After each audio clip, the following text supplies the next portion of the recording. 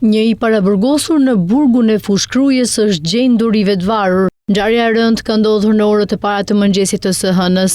Në institucionin e ekzekutimit të vendimeve penale Fushkruj, i paraburgosuri Çani Hamit Muça është gjetur i vetvrarë në tualetin e dhomës ku qëndronte, në pjesën e xhirës së ajrimit. Ngjarja ka ndodhur në sektorin 2, kati 2 Godina B, ku i ndjeri qëndronte së bashku me 5 paraburgosur të tjerë.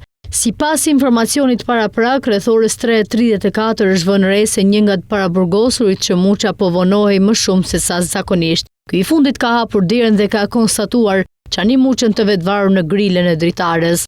Menjëherë është njoftuar shërbimi i sigurisë, ndihmës mjeku i institucionit, si dhe janë njoftuar prokuroria e rrethit gjyqësor Kruj dhe shërbimi për kontrollin e brendshëm në burgje.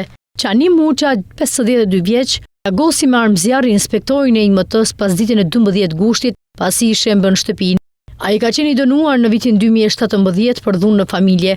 Muça shkaktoi panik në kryqëzimin e rrugës Todi Shkurtin dhe rrugën Krisaç Capo, pasi mori armën në zjarrit dhe qelloi inspektorin me plumb në bark.